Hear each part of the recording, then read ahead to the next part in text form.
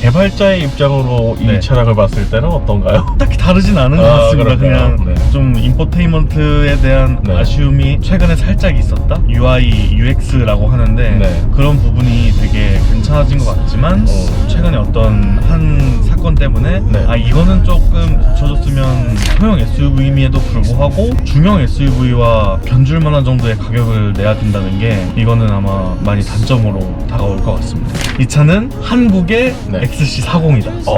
한국의 XC40이다. 네. 그렇게 말씀드릴 수 있을 것 저는 같아요. 차주님께서 시키는 대로 할 겁니다.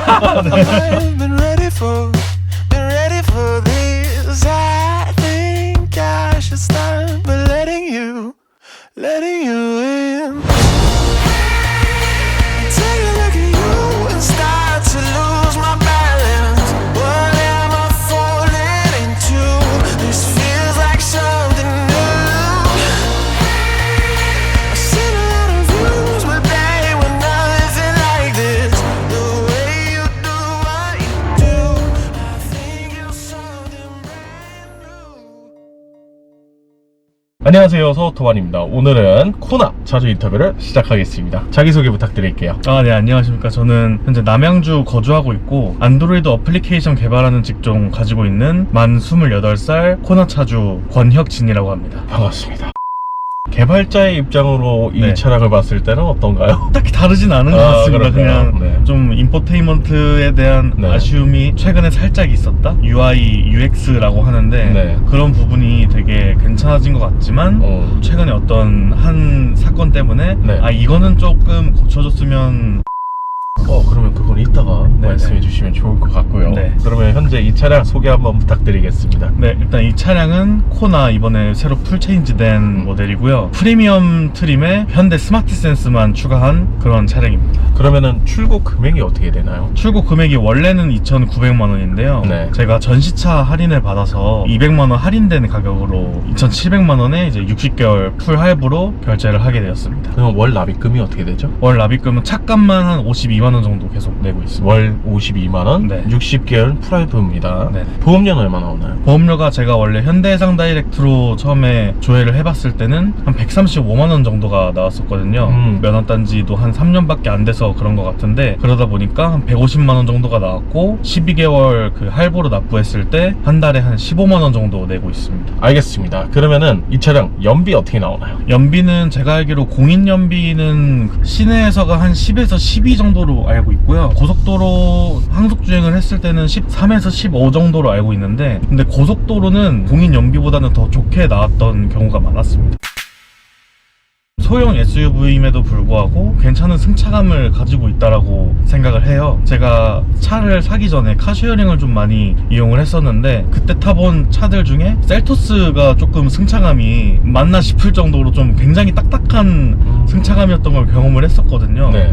근데 그에 비해서 이 차량은 좀 3세대 플랫폼으로 바뀌기도 했고 네. 그러다 보니까 승차감에서는 굉장히 많은 개선이 이루어진 것 같습니다. 그 이전 세대 코나랑 비교했을 때도 좀 굉장히 많이 부드러워졌고 이 위급 차량이랑 비교하면 그럴 수도 있긴 한데 살짝 투싼 같은 느낌도 어느 정도는 저는 받았던 것 같아요. 한 급 위의 승차감을 제공한다 이렇게 봐도 되겠어요. 네.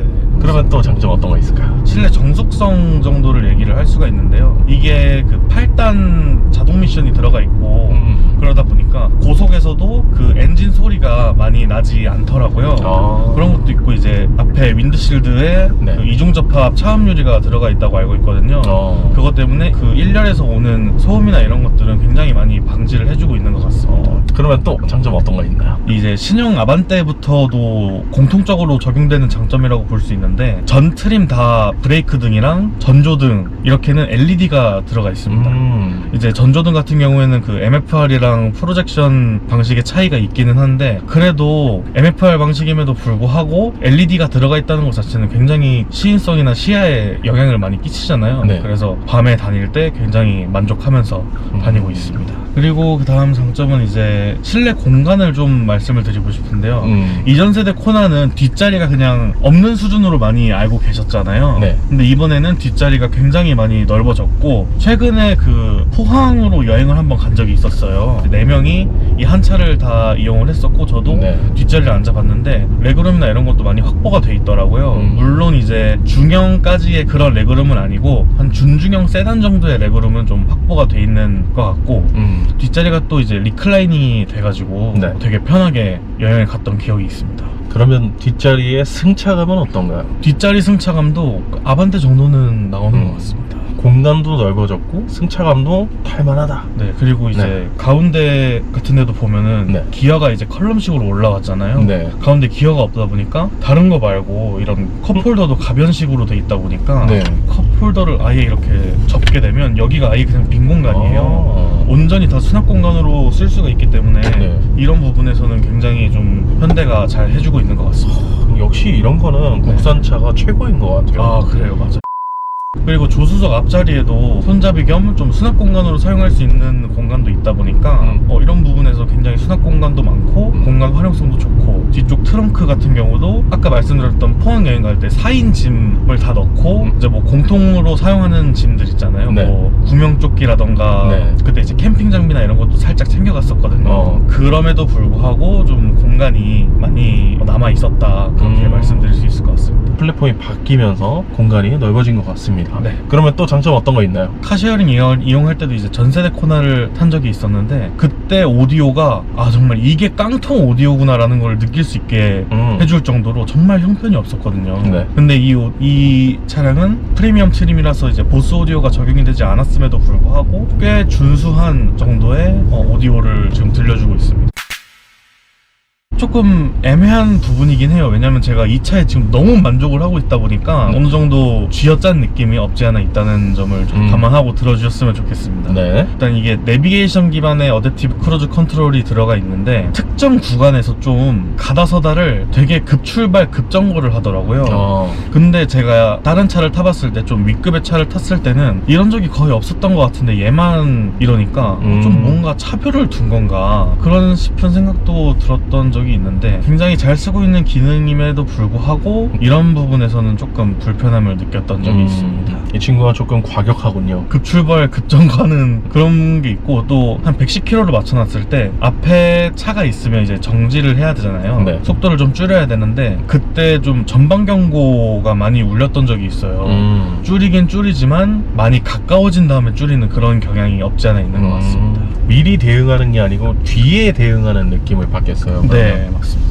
그러면 또 단점 어떤 거 있을까요? 그리고 다음 단점이 아무래도 이제 코나가 처음 나왔을 때 많이 논란이 됐던 게 가격이라고 생각을 하는데요. 이 차가 제가 알기로는 코나의 풀옵션이 투싼의 깡통도 아니고 투싼의 풀옵션이랑 별로 가격이 차이가 안 났던 걸로 기억을 하고 있어요. 제가 현대 홈페이지에서 견적을 내봤을 때. 네. 그런 부분에서 좀 단점으로 느끼실 분들이 아마 많을 것 같습니다. 소형 SUV임에도 불구하고 중형 SUV와 견줄 만한 정도의 가격을 내야 된다는 게, 이거는 아마 많이 단점으로 다가올 것 같습니다. 그러면 또 단점 어떤 거 있나요? 공간 활용성이 많다고 했잖아요. 네. 이 센터 터널은 괜찮은데 이 콘솔 박스가 이쪽을 뚫어놨거든요. 지금 네. 이쪽을 뚫어놨고 여기 있는 벽을 뽑을 수도 있어요. 그래서 일자로 통으로 공간을 쓸 수도 있긴 한데, 저는 그것보다는 그냥 여기를 아예 다 막아줬으면 좋겠거든요. 왜냐면 이렇게 좀 뚫어놓게 되면 네. 이 이상으로 짐을 넣을 수가 없잖아요. 네. 다 막 튀어나오고 그럴 테니까. 그래서 이거는 조금 단점이라고 생각을 하고, 안을 열었을 때 트레이로 이렇게 분리가 되어 있기는 한데 그러네요. 이 분리되어 있는 트레이도 공간이 그렇게 많지가 않아요. 그래서 좀 이 부분은 단점으로 생각을 하고 있습니다. 제가 한번 봐보겠습니다.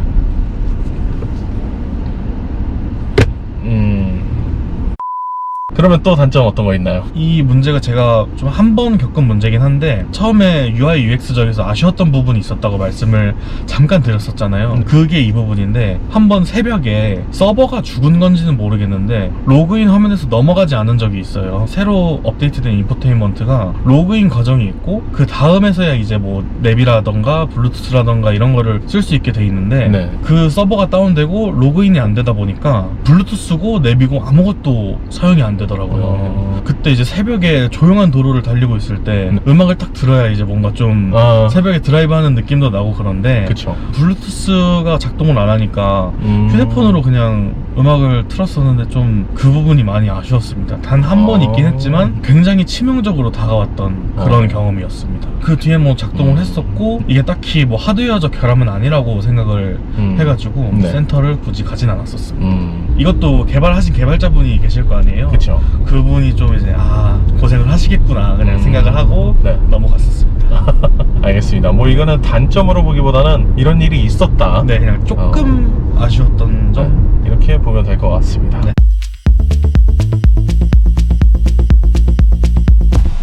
자, 그러면 다른 질문 드려보겠습니다. 네. 이 차량 타고 다니면 주위의 반응 어떤가요? 서우터버님이 예전에 말씀하신 것 중에 하나가 20대에는 차가 있는 것만으로도 되게 감사한 나이라고 말씀을 하신 적이 있잖아요. 네. 저도 그거에 굉장히 동감하고 있고 주변 친구들도 그거를 굉장히 동감하고 있는 친구들이라서 그런지 이 차를 샀을 때 뭔가 야, 그 돈이면 다른 거 사지, 그 돈이면 뭐 이런 거를 사볼 법하지 않았냐라는 말을 단 한 번도 들어본 적이 없습니다. 너무 좋네요. 네, 그리고 또 카센터에 엔진오일 교체하러 한번 갔을 때는 그분들의 립 서비스였는지는 모르겠지만 네. 차가 되게 멋있다, 자기도 동네에 이런 차가 있는데 지나갈 때마다 좀 막 고개를 돌리게 된다, 이런 식으로 좀 디자인에 대해서 말씀을 괜찮게 해주시더라고요. 저도 똑같이 생각하는 게 이 앞에 있는 일자 램프가 네. 그랜저랑 스타리아에서는 욕을 좀 먹었잖아요. 근데 코나에 와서는 되게 어울리는 디자인이라고 생각을 하고 있습니다. 전 세대는 조금 날카롭다고 했으면 네. 이 친구는 뭔가 고급스러워졌다고 봐야 될까요? 네, 약간 네. 고급 소형 SUV 네. 그 포지션을 노리고 있다 보니까 아무래도 가격도 투싼만큼 올라가는 것 같습니다. 이 차량을 이런 분들께 추천한다. 옵션의 맛은 많이 느끼고 싶은데 좀 윗급의 차량을 사기에는 크기가 너무 부담스럽다, 가격 말고 나는 작은데 옵션 많은 차를 타고 싶다라고 하시는 분들은 이 차를 추천드릴 수 있을 것 같습니다. 그러면 또 추천하는 이유가 있을까요? 아무래도 이제 사회초년생 분들이죠. 새로 나온 아반떼 인스퍼레이션 가격으로 구매를 했기 때문에 네. 되게 가성비가 좋다고 생각을 하고 있거든요. 그래서 사회초년생 분들이 구매를 하시면 좀 SUV이기도 하고 부담 없이 네. SUV를 타실 수 있지 않을까 그렇게 생각을 하고 있습니다. 그럼 마지막 총평 부탁드릴게요. 이 차는 풀옵션으로 타는 차는 개인적으로 아니라고 봅니다. 제가 프리미엄 중간 트림에다가 현대 스마트 센스만 추가해서 타고 있잖아요. 네. 그런데도 불구하고 통풍 시트 다 기본으로 들어가 있고 어댑티브 크루즈 컨트롤은 이제 스마트 센스를 통해서 넣었으니까 들어가 있고, 또 다른 뭐 후측방 경고라던가 네. 일자로 이어진 이 디자인도 전부 차별 없이 다 넣어주고 계기판도 원래는 깡통 계기판이었으면 옛날에는 되게 이상한 디자인으로 네. 넣어줬잖아요. 지금은 풀옵션이랑 똑같이 이 일자로 되어 있는 이 계기판 디자인 넣어주고 있고, 컬럼 기어도 다른 옵션 차별 없이 전 트림에 다 넣어주고 있고, 아까 장점으로 말씀드렸던 이런 LED 헤드램프, 네. 이런 실내 등도 전부 다 LED로 기본으로 들어가 있다 보니까 이 차는 풀옵션보다는 좀 중간 트림에 필요하신 옵션만 네. 추가해서 타시는 게 낫지 않나 그렇게 생각하고 있습니다. 썸네일 한 문장 정해주시겠어요? 썸네일 한 문장이요? 네. 이 차가 이제 아무래도 소형임에도 불구하고 옵션이 굉장히 풍부하잖아요. 네. 무리수를 한번 두겠습니다. 이 차는 한국의 네. XC40이다. 한국의 XC40이다. 네. 네. 그렇게 말씀드릴 수 있을 것 저는 같습니다. 차주님께서 시키는 대로 할 겁니다. 알겠습니다. 네. 자, 그러면 오늘 인터뷰는 이 정도에서 마무리하도록 하고요. 네. 지금까지 서우터만이었습니다. 감사합니다. 감사합니다.